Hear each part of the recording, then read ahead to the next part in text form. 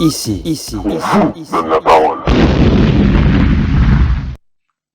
Pourquoi certaines personnes n'osent-elles jamais raconter leur histoire, alors que c'est peut-être justement ce que le monde a besoin d'entendre? Pas facile, me direz-vous, à moins d'avoir de l'audace.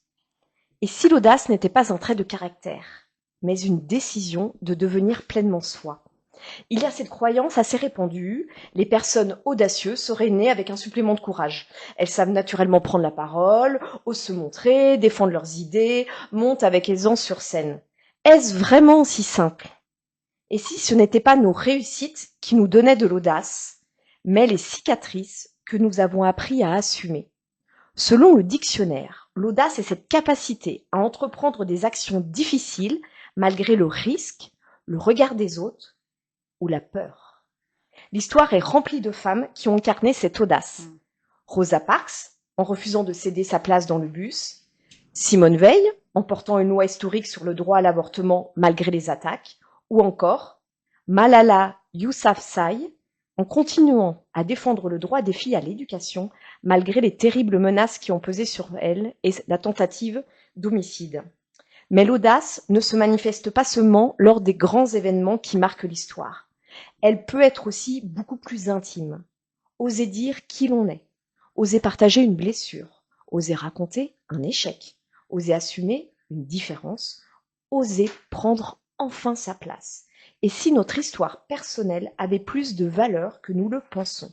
Et si raconter ce que nous avons traversé, y compris nos blessures et nos cicatrices, pouvait non seulement nous transformer, mais aussi permettre à d'autres oser d'avancer à leur tour? C'est précisément la conviction de mon invité.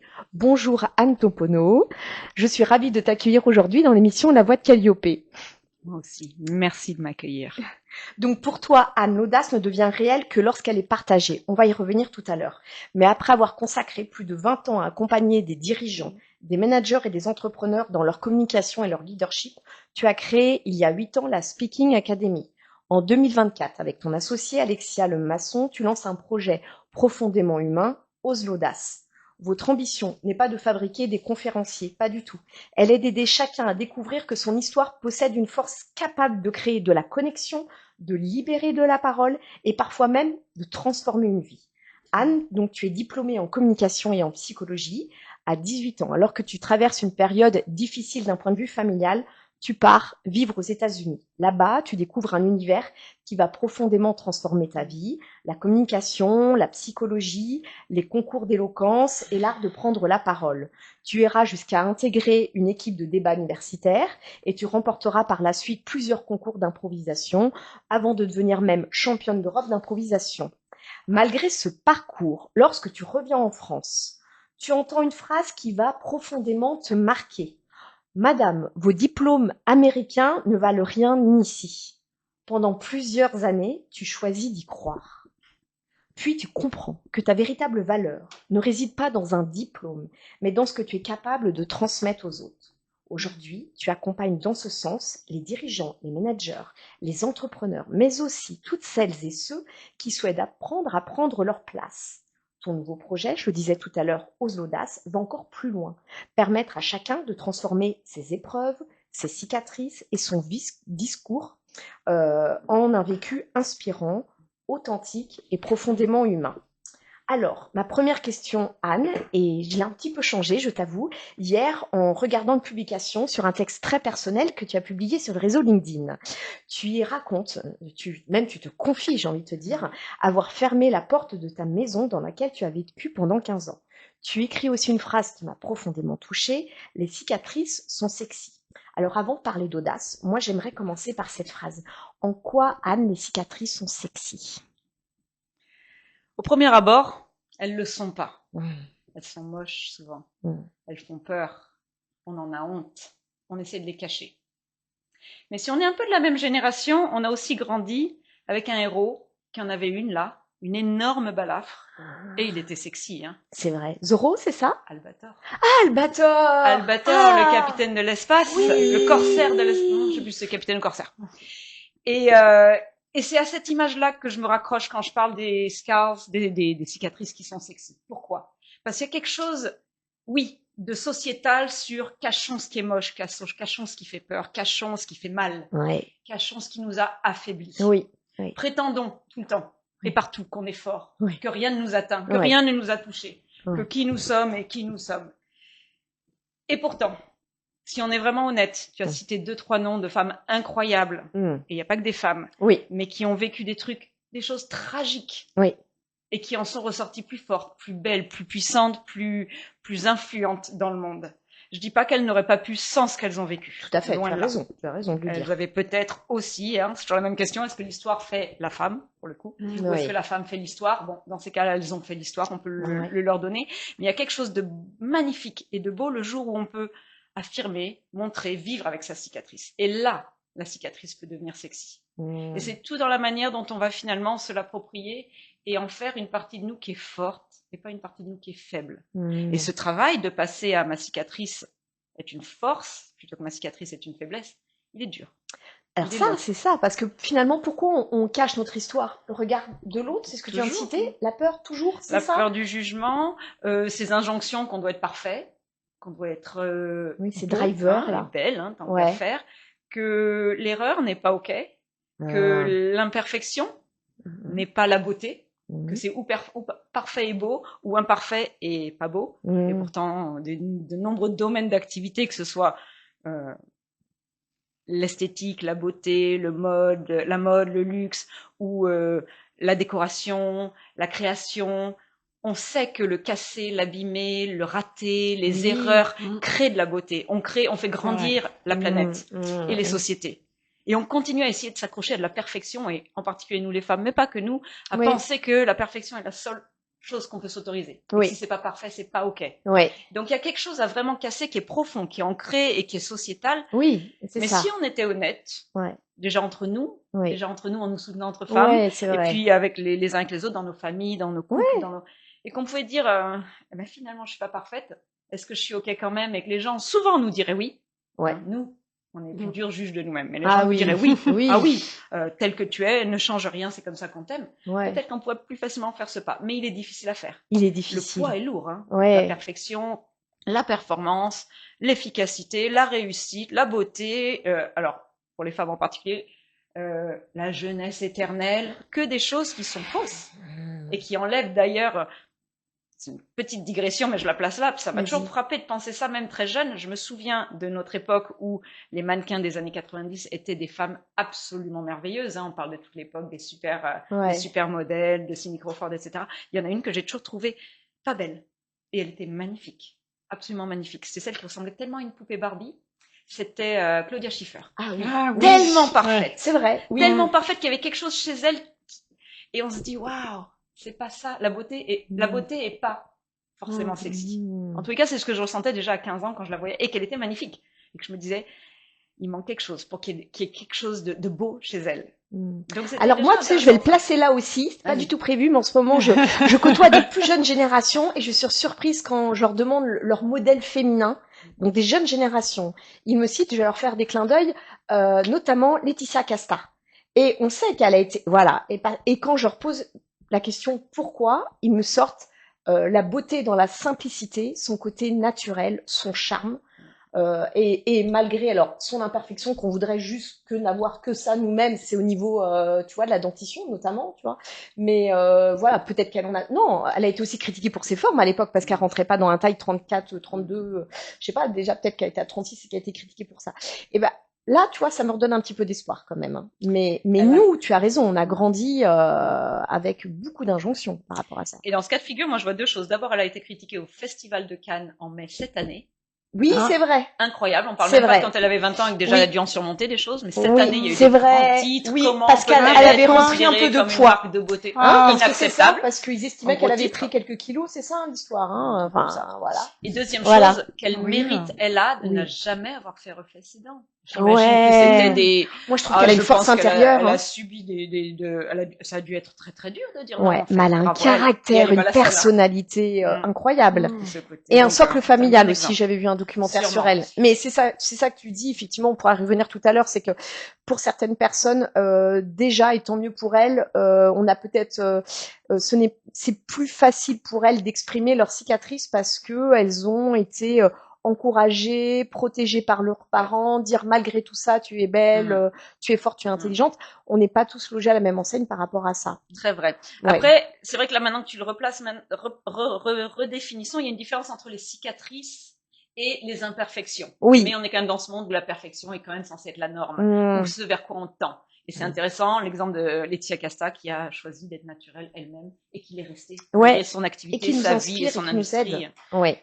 Alors pareil, tu fais aussi une autre différence, et je voulais y revenir pour continuer un peu dans ce registre-là, entre la faiblesse et la vulnérabilité.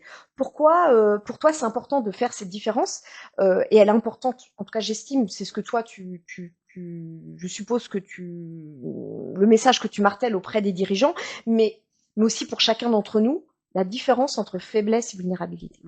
C'est intéressant très souvent de repartir des définitions de base des mots. Oui. On oublie souvent ce que certaines choses veulent dire, Oui. on les utilise à tort et à travers, et ça devient autre chose. Mais c'est vrai que si on regarde la définition, alors je me suis basée aussi sur la définition d'une chercheure américaine qui s'appelle Brené Brown, qui est chercheur depuis des décennies à l'université d'Austin, et qui est spécialisée dans la vulnérabilité, la honte et le leadership. Okay. Donc on est vraiment dans ces domaines-là, de ces choses qui sont naturellement cachées dans la société. Oui. Et qui contrôlent l'humain à titre individuel comme à titre collectif. Et c'est elle qui redéfinit la vulnérabilité comme ces situations où qui sont incertaines, risquées, dangereuses et inconnues, mais où on sait qu'on a les ressources nécessaires pour avancer. Qui est différent de la faiblesse, où on est dans une situation incertaine, risquée, inconnue et compliquée, et on n'a pas les ressources pour s'en sortir. On ne les a pas. On ne les a pas. Chacun a certaines faiblesses. Ouais. Et d'ailleurs, une fois qu'on est conscient de ces faiblesses, on peut beaucoup mieux avancer. Travailler sur ses forces, combler peut-être certaines faiblesses, aller travailler de nouvelles compétences, pourquoi pas. Mais il y a une grande différence entre les deux éléments parce que la vulnérabilité, en fait, une fois qu'on est conscient qu'on a les ressources nécessaires, quel que soit l'environnement ou la situation dans laquelle on est, ça devient une force. C'est une force immédiate. Et quand après, on arrive à passer le cap d'après qui est de partager cette vulnérabilité, de partager par son histoire, de partager par parfois c'est avoir une approche empathique à l'autre qui nous rappelle que finalement on n'est pas seul, qu'il soit capable de nous comprendre, c'est qu'il l'a vécu aussi d'une manière ou d'une autre, et d'un seul coup on devient une force pour quelqu'un, ça devient de la force, ça se cristallise en force, et c'est là que c'est intéressant de faire la différence. Les faiblesses existent, à nous de les travailler, de les utiliser au mieux, ou de ne pas se laisser trop limiter par les faiblesses, mais la vulnérabilité c'est une force, et c'est complètement incompris. Et surtout dans le monde de l'entreprise, il faut masquer nos faiblesses, qu'on appelle de la vulnérabilité, ne surtout pas être vulnérable pour le manager, ne surtout pas être attaquable ou se mettre en danger. Et on est en train de changer le monde, c'est fini le manager qui contrôle, qui décide, qui impose, et les managers qui sont suivis. C'est pas nouveau, hein, le leadership depuis longtemps a été étudié, a été décrit comme des niveaux, des paliers qu'on passe, où au début les gens vous suivent parce que c'est votre titre qui le requiert, ensuite ils vous suivent pour quelque chose que vous avez fait, donc une certaine crédibilité professionnelle. Ensuite, ils vous suivent pour quelque chose que vous représentez. Ensuite, ils vous suivent pour quelque chose que vous avez fait pour eux. Donc, et ensuite, ils vous suivent pour qui vous êtes et que vous assumez d'être. Et c'est intéressant de voir ces paliers de leadership qui ont été étudiés depuis au moins 100 ans aux États-Unis et de se rendre compte que ce qui nous fait monter, c'est cette capacité à être vulnérable, à rester nous-mêmes, à rester présent et à rester connecté à l'autre. Parce qu'on a de toute façon les ressources, même si c'est une situation compliquée, inconfortable, qui nous fait transpirer, stresser, douloureuse. Les plus grands, et je pense que la plupart des grands héros, avec un petit H, mais avec un grand H aussi, hein, que ce soit les femmes que tu as mentionnées, sont des gens qui ont vécu leur vulnérabilité tous les jours. Une Simone Veil qui fait passer la loi, en plus de passer 20 heures à la défendre au sein du Sénat, je crois, je ne suis même pas sûre. C'était des mois et des années de souffrance dans laquelle elle a vécu et dans laquelle elle est restée pour mener sa mission à bien. Donc sa vulnérabilité, elle l'incarnait entièrement. Et elle était là quand même. Et elle était présente, droite, forte, regardant les gens dans les yeux, sans flancher. Elle avait les ressources. Et c'est pas pour ça que c'était facile. Rester avec ça, en fait. Rester, être là. En anglais, on dit « don't tap out », ne t'éloigne pas. Stay in, stay in. Et en français, c'est vraiment cette idée d'être présent quand même, d'être présent à 100% quand même quand c'est inconfortable, en sachant que l'humain, pour survivre depuis la nuit des temps, a fui quand il était en danger ou en situation Oui. incertaine. Ouais, C'est ouais, le cerveau naturel. olympique. Et c'est normal. Et on le vit encore. Hein. Ouais, Il y a un problème, on évite les conversations difficiles, on évite les situations, on évite ouais. les gens difficiles, on évite, dès qu'on est Oui, on fait le inconfortable, on regard. mange, on boit, Ouais. tout ce qu'on peut pour Oui, on passer. évite. Alors que Mm. peut-être c'est juste rester dedans et rien que ça change la donne. Alors là, une autre question qui me vient, est-ce que c'est ça qui est intéressant, toi, dans ton parcours, hein, c'est tout ce que tu as appris aux États-Unis. Est-ce que pour le coup, là, ils ont un petit cran d'avance par rapport à nous en France, justement? Est-ce qu'ils ont déjà cet état d'esprit, tu vois, cette mentalité-là? Je crois qu'il y a deux choses qui différencient. Bon, qui différencient bien entendu. Il y a beaucoup de choses Bien qui sûr. différencient la culture. Alors je dirais les nouveaux. J'ai presque envie de dire les nouveaux empires et les anciens empires. Ouais. Nous, on est quand même sur l'Europe, ce vieux continent, ces vieux empires avec des règles de fonctionnement qui ont des centaines d'années et qu'on utilise toujours. Hein. On est toujours, nos vies sociales et publiques et politiques sont guidées par le Code civil de 1802. Ça ne choque personne. Donc c'est normal. J'arrive à 18 ans aux États-Unis, on me dit mais oh là là, mais vous avez une telle histoire, nous on n'a pas d'histoire. Ah, ok. Ils ont fêté leurs 250 ans, Oui, 50e anniversaire cette année. Donc en effet, ça rappelle que ça fait un peuple qui s'est créé et un peuple on dit multilingue, multiculture, melting pot. Après, quand on creuse un peu la question, ils sont tous comme nous, italiens, espagnols, américains, allemands. On vient tous du même endroit, donc c'est toujours intéressant de dire non, je pense qu'on a les mêmes ancêtres en fait. Mais ils ont créé une société. Et ça, c'est ce que j'appelle le nouveau monde, le nouveau continent, où ils ont dû tout créer, ils se sont autorisés à créer du neuf. Résultat, ils ont quand même une avance sur nous quand il y a besoin de quelque chose, et ça se voit politiquement et socialement, peut-être pas ces 2-3 dernières années, mais quand ils ont besoin de quelque chose, ils le créent. Ils comptent pas sur un gouvernement, un État, quelque chose d'extérieur pour les accompagner et faciliter. Donc il y aurait une recherche plus facile de ces ressources, hein, c'est ce que j'entends dans ce que tu essayes de dire. Exactement. Il y a une proactivité, il y a une attitude et une appétence naturelle à se trouver ses propres solutions et avancer. Le dicton, si tu veux quelque chose, vas-y, toi, tu peux l'avoir, qui est très américain, il marche là-bas. Ici, quand on veut quelque chose, on dit la première réponse, c'est toujours ah non, c'est pas possible. Et c'est flagrant. Quand on commence à l'entendre, on n'entend plus que ça. Ah non, c'est pas possible. Donc c'est difficile. Donc ça fait une grande différence. Et après, il y a une deuxième chose, c'est qu'en étant un pays plus jeune, et c'est pas le seul, hein, mais en étant un pays plus jeune, ils ont quand même mis tous les grands psychologues, tout ce qui est le développement de soi, l'individualisme peut-être, mais dans le côté valeureux de la chose, a été étudié il y a au moins 150 ans. Et aujourd'hui, tout ce qu'on fait en développement personnel en Europe, on a toujours 25 ans de retard, c'est que 25 ans, vient des études qui ont été faites il y a 50, 60 ans aux États-Unis. Donc, ils ont une longueur d'avance qui font qu'ils ont cette ouverture d'esprit. Et puis, il y a une deuxième chose qui est très importante, c'est qu'on est quand même une culture où on valorise grandement la communication écrite. On passe 20 ans à apprendre à communiquer à l'écrit. Toutes les épreuves de la vie, sans exception, se passent à l'oral. C'est vrai. Sans exception dans la vie privée. J'ai envie de jeter mes notes, là. Sociale, dans la vie publique, tout à l'oral. Et c'est marrant. Moi, j'aime bien dire, c'est comme si on apprend pendant 20 heures à conduire une voiture et le jour du permis, c'est en moto. Et on nous dit, non, mais c'est pareil.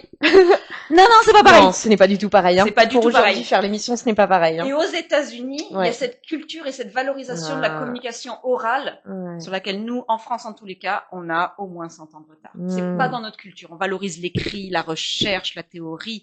Il valorise l'action, la proactivité, l'oralité, la connexion humaine. Oui. Quelle que soit la qualité qu'ils lui mettent, c'est beaucoup plus facile d'être en connexion humaine là-bas.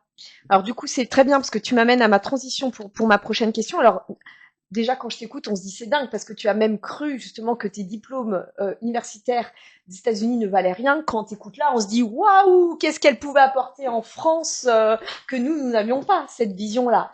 Voilà. Et ne jamais croire. Ne jamais croire, le danger d'être un peu avant-garde. Et pour le coup, là, c'est une bonne manière de réutiliser faible et vulnérable. J'étais pas vulnérable. Quand je suis revenue en France, j'étais faible. J'étais vraiment affaiblie. Et j'avais pas les ressources. J'ai vraiment mis du temps à recréer les ressources qui font qu'aujourd'hui, dans des situations vulnérables, je peux foncer. À l'époque, je ne pouvais pas. J'ai accepté, j'ai baissé les chines.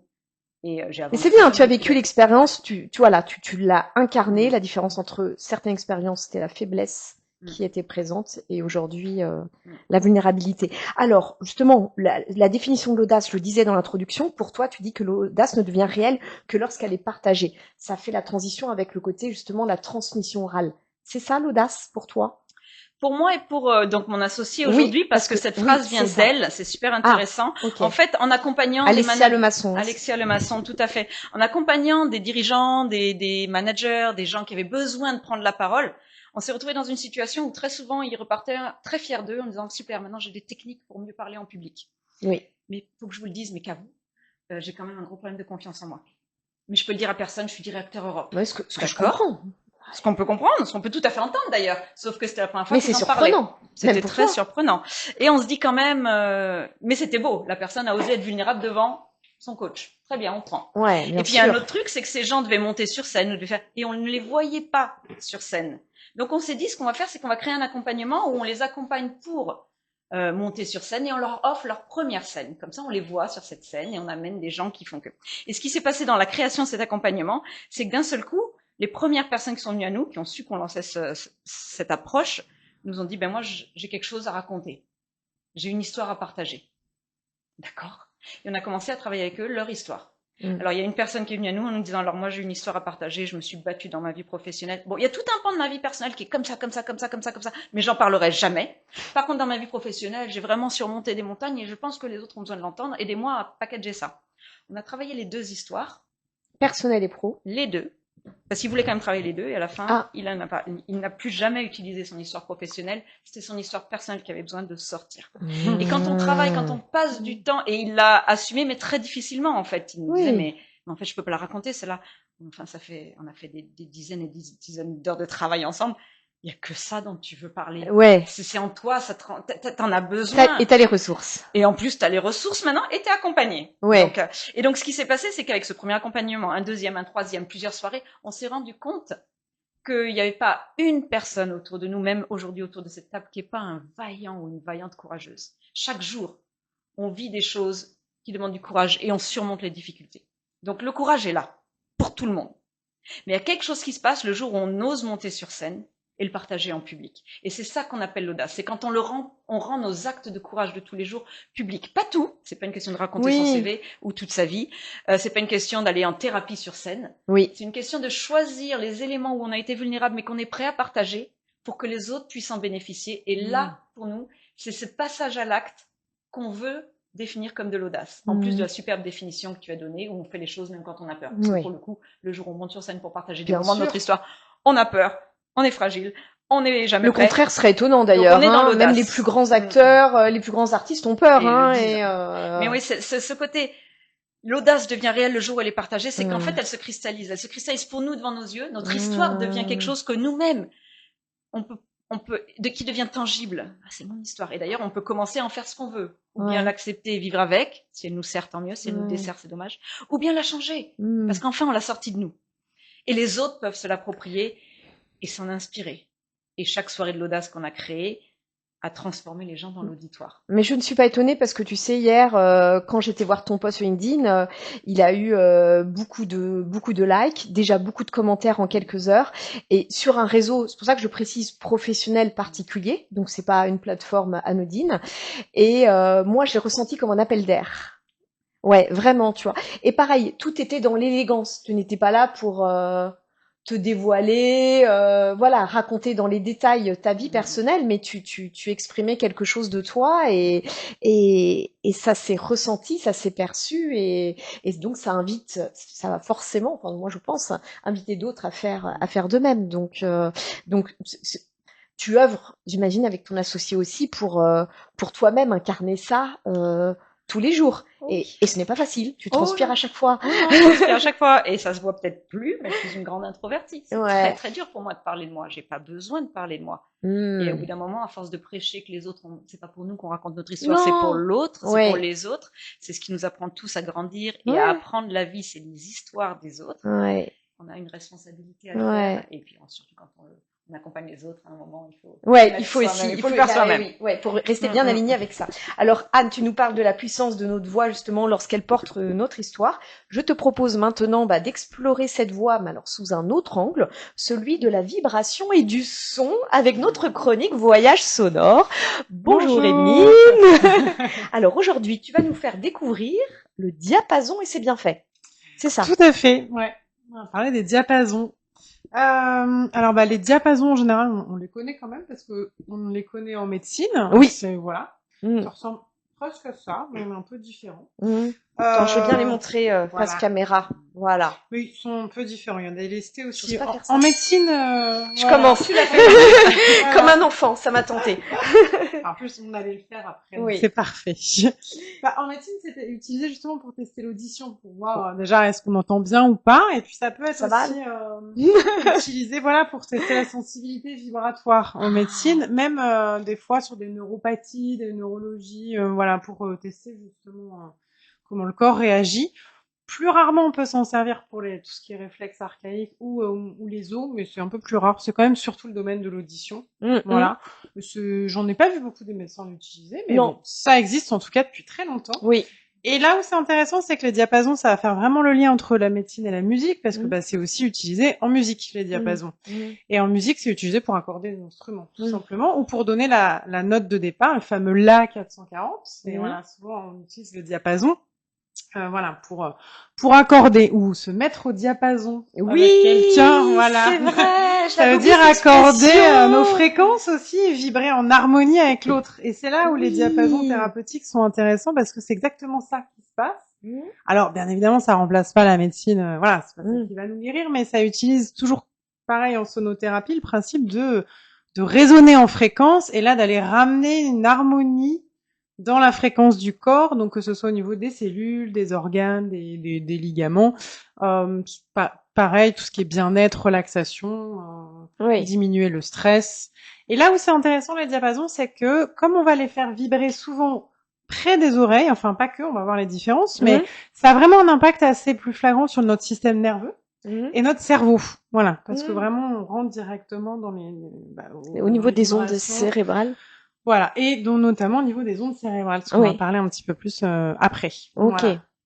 Donc souvent, alors en médecine, ils sont en général en acier, ils sont assez lourds. Les diapasons thérapeutiques, ils sont plutôt en aluminium, léger, c'est assez léger. Quand même plus facile. Après, il y a différents matériaux, il y en a aussi en cuivre, mais en général, c'est en aluminium. Et du coup, on a deux différences principales. Ceux-là qui sont des non lestés. Donc comme tu viens, voilà, on peut les frapper comme ça. Voilà. Ouais. Ou on peut les frapper comme ça. Là. On va pas bien entendre, mais je vais te faire écouter. Plus subtil. Ah oui. Oui. Donc effectivement, les auditeurs n'entendront pas, mais on entend. On peut pas entendre. C'est plus subtil quand c'est doux. Voilà, c'est doux et puissant. Alors effectivement, si je le frappe comme ça fonctionne aussi, mais c'est plus. Voilà. Ça vient réveiller. Plus percusif. Voilà. Ouais. Donc ça, on va l'utiliser effectivement. Souvent, on vient les poser doucement près des oreilles. Oui. Ou tout autour du corps. Ceux-là, on les pose pas sur le corps en général. Tous les non lestés, voilà. Et on a les lestés. Ceux-là. Ok. Là, c'est pareil. Les auditeurs vont pas entendre parce que là, c'est vraiment pour poser directement sur le corps. Alors, on peut aussi être au-dessus du corps avec, mais la principale intérêt de cela, c'est de pouvoir, en fait, s'en servir, c'est de l'acupression vibratoire. Donc, on peut, en fait, faire des points de réflexo, les points de méridien, travailler sur les muscles, le nerf vague, les ligaments. On peut donc il y a des thérapeutes qui peuvent utiliser ce. Voilà, il y a des chiropracteurs qui s'en servent, des ostéos qui s'en servent. Oui. Voilà, on peut vraiment. Moi, je m'en sers sur les points de méridien en médecine chinoise. Voilà, ça remplace l'aiguille d'acupuncture. Et du coup, tiens, je te fais tester si tu veux. Me faire tester où? Y a-t-il un endroit où t'as mal? Non pas. Si, le genou. Ah oui, mais ça va pas être facile. Voilà. Allez, on va tester sur ton poignet. Vas-y. Donc là, je vais le frapper et je vais venir le poser. Voilà. Et en fait, il vibre le temps qu'il a besoin de vibrer. Quand il s'arrête de vibrer, c'est que, voilà, il a fait son travail. C'est un petit vibro du poignet, je peux le dire. Voilà. Et on l'enlève après tout doucement. C'est drôle. Tu vois, là, tu vas voir, ça va diminuer. Au bout d'un moment, tu sens que ça vibre quasiment plus. Là, ça doit presque plus vibrer. Ouais, exactement. Voilà. Même s'il vibre encore, mais, après, c'est bien doux. Et ça devient de plus en plus subtil et on l'enlève après tout doucement. Super. Donc les principaux lestés, c'est souvent la base, c'est celui-là, c'est ce qu'on appelle le 128 Hz, qui est aussi utilisé en médecine allopathique classique. C'est un Do. En fait, on va avoir le système de notation, on parlait des Américains, donc là c'est le système de notes des Américains qui est utilisé pour les diapasons. Oui. Moi, personnellement, j'ai été formée d'après une technique de John Beaulieu, qui est un Américain, voilà, qui a théorisé. Mais il y a pas que lui, il y en a d'autres. Mais voilà, c'est vrai que ça a été les pionniers pour faire le pont, voilà, sur tout ce qui est sonothérapie en général, hein, parce que c'est pareil, hein, même le gong, c'est né aux États-Unis. Ça vient, voilà, ça a été quand même des précurseurs dans ce domaine-là. C'est des curieux de plein de choses. Ils ont eu la possibilité, il y a 250 ans, de recommencer à zéro. C'est ça. C'est vrai. Donc effectivement, bon, en France maintenant quand même, ça va, c'est un peu plus connu les diapasons, mais voilà, donc ça permet de faire un travail plus précis sur le corps. Oui. Et puis on va retrouver souvent le dos qui est la fondamentale en général. Et puis après là, j'ai pas toute la gamme. Mais normalement, on a la gamme do, ré, mi, fa, sol, la, si, do en diapason. D'accord. Là, celui qu'on utilise très souvent, c'est celui que j'ai fait tester là. C'est la quinte, donc c'est un do et un sol. Quinte, intervalle entre 2-5 notes. D'accord. Voilà, non, mais moi, pour les non-musiciens. C'est pour donc, moi. Do et sol, il y a 5. La quinte, elle est intéressante parce qu'en fait, elle va travailler directement sur notre système nerveux, justement. Et elle va travailler sur l'os. Alors là, attendez, je regarde mes notes parce que il est pas très commun. C'est un os du cerveau. L'os sphénoïde. Voilà. Ah oui, je le connais même pas. Voilà, c'est pour ça. Oui. Non, c'est un os qui est dans le crâne, en fait, l'un des principaux os du crâne, qui est en forme de papillon. D'accord. Et donc ça fait vibrer directement quand on le met près des oreilles cet os-là. Donc ça va rééquilibrer un peu aussi, voilà, cerveau droit, cerveau gauche, dans le sens vraiment réharmoniser. Alors, encore une fois, ça va pas se substituer à, voilà. Ouais, la médecine classique, à l'accompagnement, bien sûr. Ça accompagne sur ça. Et puis, du coup, ça va libérer ce qu'on appelle de l'oxyde nitrique. Et en fait, l'oxyde nitrique, c'est, bon, ça shoot un peu, hein. C'est, voilà. C'est les opiacés qui sont libérés par notre cerveau. C'est avec tout ce qui est, mais c'est notre drogue naturelle. Drogue naturelle qui permet au corps de... Illégal. Voilà. J'ai envie de me shooter à tes diapasons, là, tout de suite, maintenant. C'est ça permet de catalyser le corps, de permettre au corps aussi de se détoxiquer et de toxiner, d'enlever les toxines. Ouais. Et d'être en phase avec un processus d'auto-guérison, en fait, de prendre soin de soi, quoi. Donc ça va, voilà, et ça permet aussi d'aller travailler, sur les neurotransmetteurs, voilà, puisque ça vient activer aussi, les neurotransmetteurs. Donc toi, tu l'utilises aussi tu peux l'utiliser dans tes accompagnements énergétiques et dans tes cours de yoga. Ouais, alors oui, on peut s'en servir dans les bains sonores, avec les diapasons. Et il y en a plein d'autres. Il y en a qui ont des fréquences très hautes. Il y en a donc toute cette gamme do, ré, mi, fa, sol, la, si, do. Donc on peut faire, pour le coup, vraiment des concerts. Et en séance, oui, voilà, ça va être vraiment, comme je disais, au-dessus du corps ou au niveau des oreilles pour aller rééquilibrer. Et puis là, je vous ai ramené ceux qui travaillent un peu plus spécifiquement sur les ondes cérébrales. Alors, pareil, équilibrer nos ondes cérébrales, c'est un peu, compliqué de le faire que avec le diapason. C'est un rythme de vie, quoi, parce que les ondes cérébrales, c'est de l'électricité, hein, qui est produite par les neurones de notre cerveau et qui bouge tout le temps, tout au long de la journée, selon, là, on est en train de parler, on est attentif, mais si on était en relaxation, c'est d'autres. On a donc les ondes gamma, donc ça se mesure, hein, les ondes cérébrales, par un électroencéphalogramme en fréquence. Donc on est exactement en fréquence. Ça, c'est sur les fréquences qui sont mesurées par les ondes cérébrales. Jusque-là, rien de bizarre. Oui. Et on passe par tous ces états tout au long de la journée. Voilà. Oui. Ouais. Donc on a les ondes gamma qui sont plutôt les ondes quand on est actif, qui peuvent être très hautes quand on est en état de stress aussi, qui sont entre 30 et 80.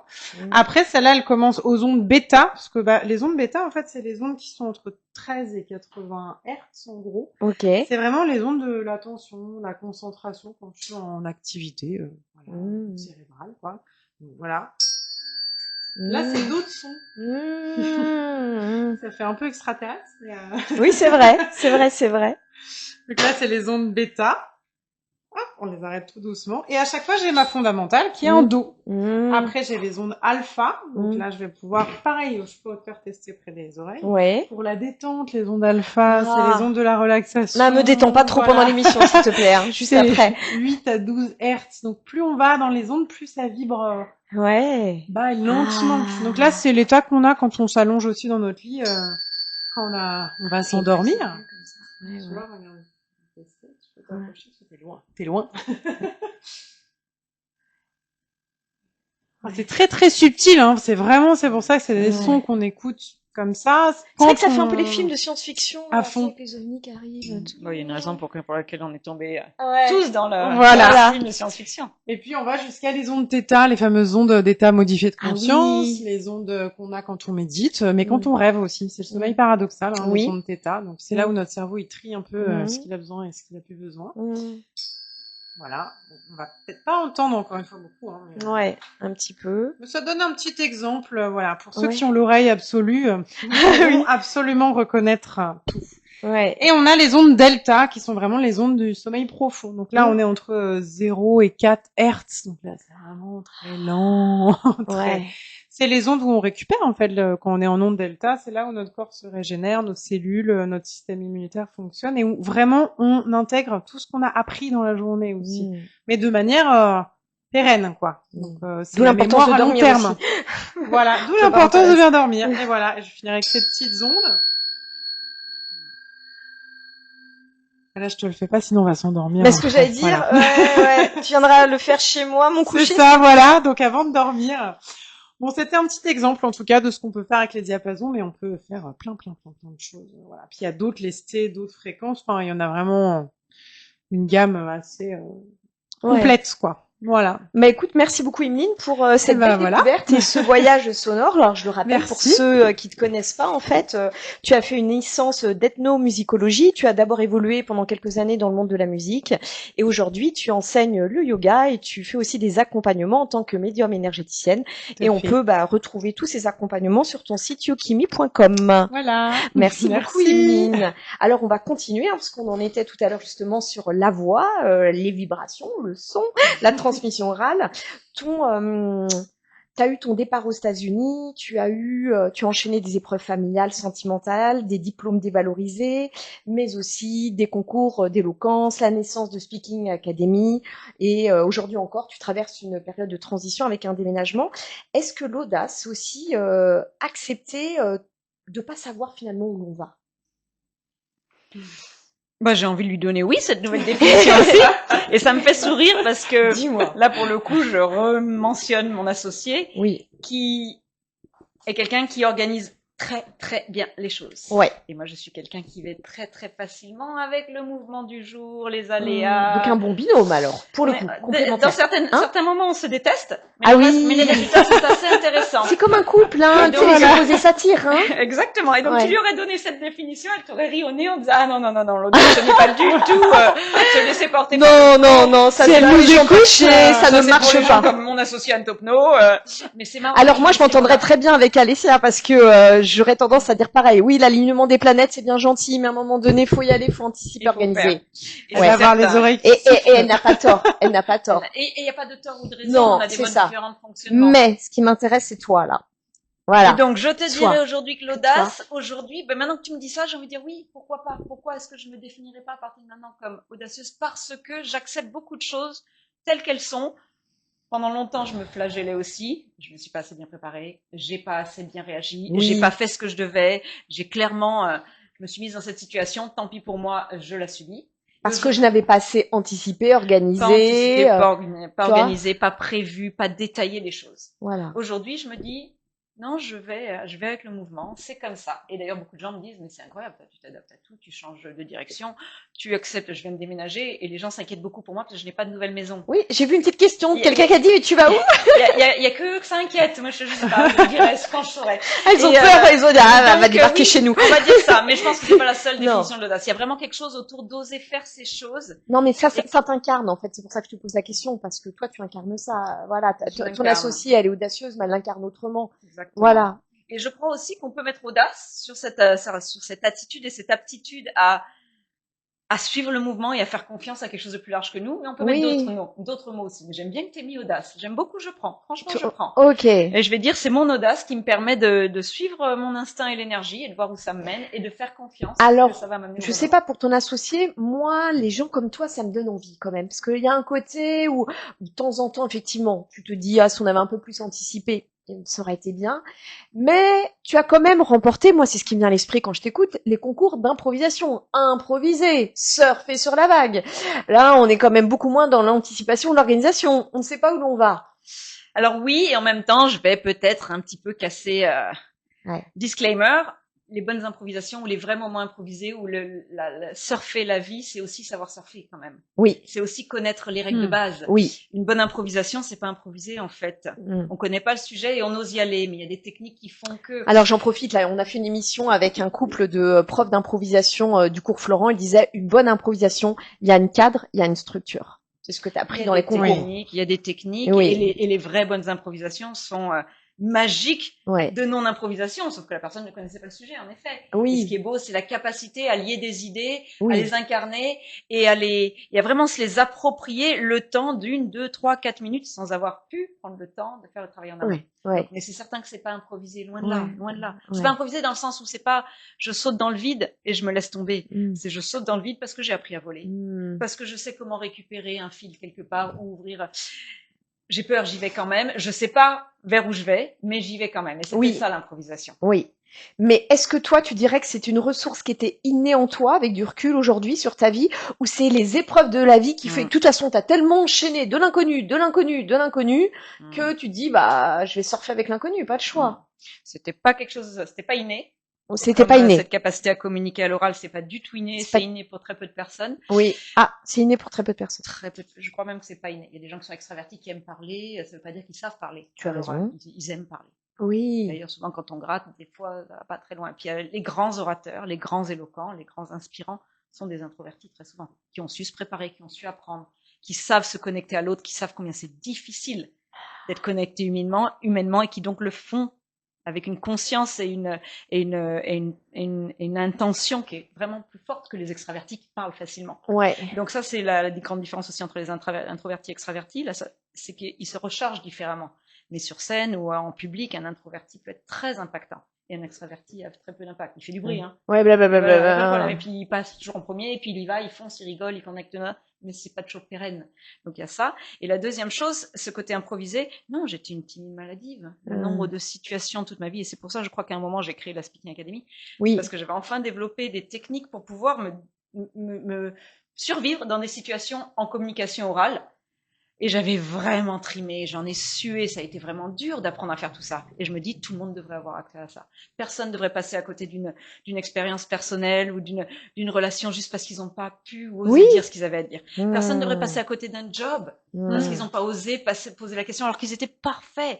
Ils avaient tout ce qu'il fallait pour le job et ils n'ont pas osé. Personne ne devrait rater une vente ou se faire engueuler et ne pas pouvoir répondre. On a tous accès à ces outils-là, mais ça se travaille, ça s'apprend.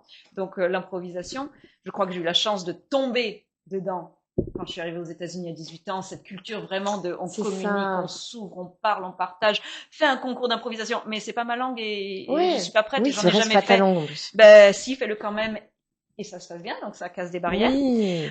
Deuxième étape, c'est qu'on apprend à le faire, donc on ose de plus en plus. Troisième étape, on a aussi des gens qui nous soutiennent quand on l'a fait. La beauté d'un concours qu'on gagne ou qu'on réussit ou auquel on participe sans en avoir mouru, pas français, sans en mourir. Oui. C'est que on l'a fait. Et donc la fois d'après, c'est plus facile quand même. Donc il y a toutes ces choses-là qui permettent de le faire mieux, mais c'est pas inné. Ouais. Et après, bien entendu, il y a aussi le côté quand on commence à l'enseigner, quand on commence à le faire et on se l'approprie encore plus. Encore plus. Donc non, c'est pas du tout inné, c'est pas facile, et en même temps, il y a une espèce de lâcher prise quand on le fait, qu'on est suffisamment confiant, pas qu'on le fait bien, mais confiant pour le faire. On lâche prise et ce qui se passe. Et le plus ça se passe, le plus on sait qu'on peut le faire. Et ça devient un cercle vertueux. Oui. Et la beauté de travail, par exemple, entre moi et mon associé, c'est qu'elle a besoin de tout préparer, tout doit être très carré.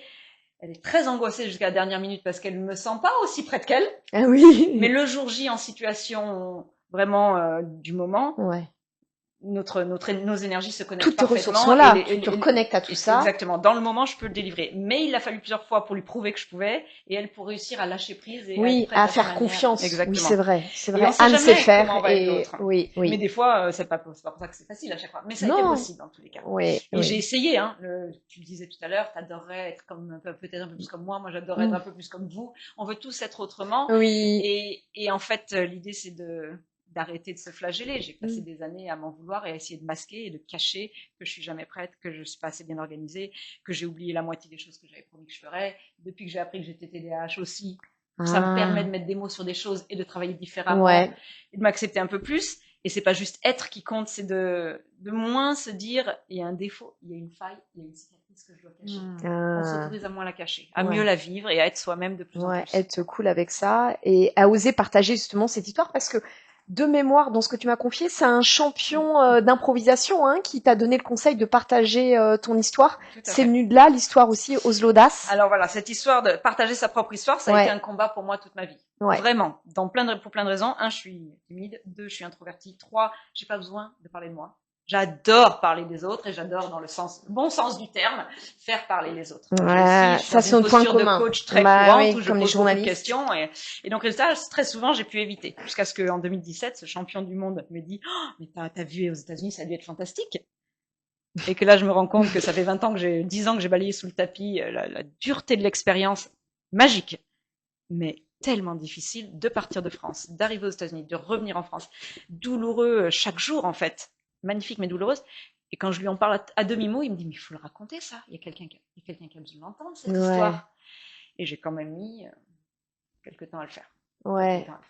Mais après en le faisant, on se rend compte que oui, il y a un intérêt à le faire, que les autres ont besoin de l'entendre. Que partir vivre aux États-Unis à 18 ans, qu'être au pair, que faire ses études aux États-Unis, revenir en ayant travaillé aux Nations Unies, c'est pas que du glamour. Et qu'on est beaucoup à revenir en se pensant complètement fragile, cicatrisé, abîmé, et qu'il faut qu'on masque ça. Et le vrai problème, c'est quand on commence à masquer tout ça, plutôt que de le partager avec d'autres personnes qui vont se sentir d'un seul coup. On se sent tous plus forts quand on peut partager ça. Bien sûr. Non, mais d'où l'idée. Vous avez fait 7 soirées, c'est ça, Ose l'audace, où ils ont partagé, je sais pas combien de participants ont partagé. Alors, il y a 3 personnes, et certaines, il y a eu 4 personnes qui montent sur scène et qui partagent leur histoire. Donc, c'est un peu le même format qu'un TEDx, c'est 15 minutes où ils montent sur scène. L'histoire a été mise en scène pour que ce soit plus facile pour eux. Ensemble, on explore l'histoire. Et on nettoie, on choisit, on définit le message et on définit l'histoire qu'ils veulent vraiment partager. Et c'est un énorme travail pour la personne et pour nous qui sommes parfois, on y va au burin, mais non, c'est pas ça. C'est vraiment ça dont tu veux parler? Oui. Et on sait que c'est autre chose. Donc on va creuser, on va chercher jusqu'à la personne soit suffisamment à l'aise pour en parler. Mais après, il faut quand même le mettre en scène d'une manière qui permettra à la personne d'être droite et confiante sur scène. Donc on a créé des mises en scène qui font que les gens montent sur scène. Et on a rajouté quelque chose, un élément vraiment important pour nous dans les soirées de l'audace. C'est qu'entre chaque moment sur scène, on crée des moments de connexion dans l'auditoire, des groupes qu'on crée vraiment à la main pour que les gens se rencontrent dans la soirée et qu'ils surfent ce moment d'inspiration qu'ils ont reçu pendant l'histoire qui leur a été partagée pour eux-mêmes se mettre en situation de partager quelque chose de personnel, jouer un rôle et être quelqu'un d'autre et parler de son rêve d'enfant, parler de son métier de rêve, s'autoriser à dire ces choses qu'on ne dit jamais en networking professionnel, parce que ça reste des événements professionnels, les soirées de l'audace. Et donc les gens repartent en plus de la soirée de l'audace, les 7, donc c'est entre 50 et 70 personnes dans l'auditoire, 4 personnes qui montent sur scène, et il y a une espèce d'élan qui se crée de gens qui disent c'est la première fois que j'ose networker, que j'ose parler vraiment de qui je suis, que j'ose dire des choses que j'avais jamais dit. J'ai partagé à des inconnus une cicatrice que même mon conjoint ne connaît pas. Tellement j'ai incarné que ça devait pas être partagé, que les gens qui me connaissent et qui m'aiment, ce serait trop dur pour eux, et ceux qui me connaissent pas, ça les intéresserait pas. Oui, puis ils vont se moquer de moi, me juger, le regard des autres.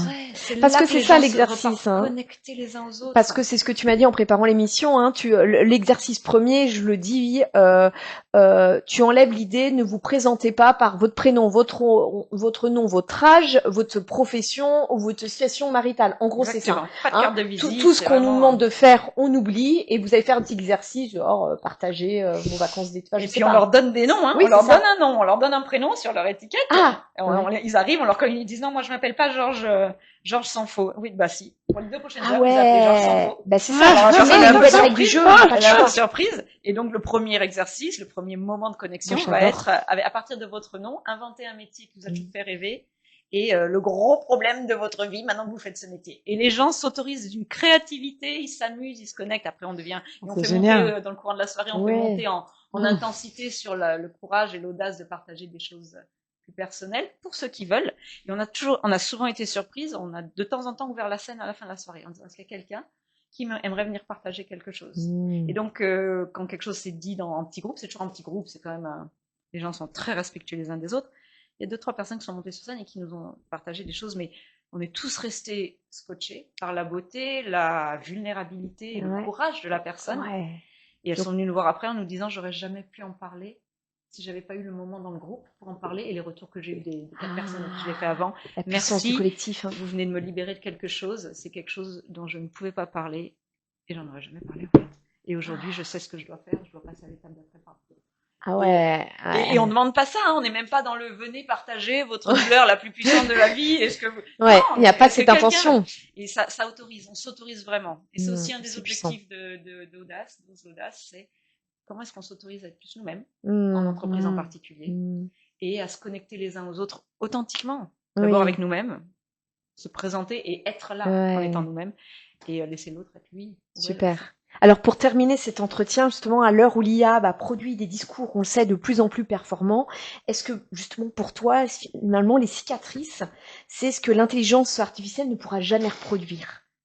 Je pense qu'elle pourrait les reproduire. Ah oui, peut-être. C'est pas un problème en soi. Ce qui va être intéressant, c'est toujours la même chose. Comment est-ce qu'on utilise la cicatrice, l'histoire, son expérience, ses messages, ses intuitions, pour rester connecté aux autres. L'intelligence artificielle, on pense vraiment que c'est de l'intelligence. Faut pas oublier que c'est quand même un terme anglais. Oui. Qui veut dire information. La CIA, c'était le centre de l'information. CIA, Center for Information and Intelligence and something else. Mais c'était dans comment est-ce qu'on récupère de l'information. Donc il y a souvent, on oublie que c'est pas une question d'intelligence, c'est une question d'information. L'information aujourd'hui, grâce à l'IA, on y a accès sans problème. La manière dont on utilise toutes les informations pour rester connectés les uns aux autres en tant qu'humains, c'est ça qui va faire la différence demain. Dans le monde de l'IA, on n'aura plus besoin de trimer pour aller chercher l'information. Ça, c'est bien. Avant, c'était le travail. Il fallait ou bien avoir été formé à avoir l'information, ou bien savoir où la trouver. Et ça, c'était de la richesse. Aujourd'hui, ça va changer. On n'a plus besoin d'aller la trouver, elle est là. Ce qui va faire la différence, c'est est-ce qu'on est capable d'être des humains avec qui on peut vivre, avec qui on veut et on peut travailler? Est-ce qu'on est capable d'élever des humains avec qui on va vouloir passer du temps, parce que c'est la seule chose, c'est ce qui va rester. Et ça existe depuis la nuit des temps. Jusque là, on est testé, on va être testé en tant qu'humain. Est-ce qu'on est capable de, et je dirais, de se reconnecter les uns aux autres, parce qu'on a même aujourd'hui perdu beaucoup de connexions. Ah, merci, c'est un très beau message, en tout cas d'espoir, en tout cas de toi, en tout cas ton intention. Voilà, je pense qu'Emeline, tu partages complètement de par tes accompagnements ce que vient de dire Anne. Oui. Je pense que ça résonne une aussi manière de pour faire. toi. C'est ça, mais très complémentaire. Je le trouve très complémentaire. Ou bien on travaille sur ce qui se passe à l'intérieur de nous quand on se réassoit avec nous-mêmes, accompagné par des professionnels comme toi.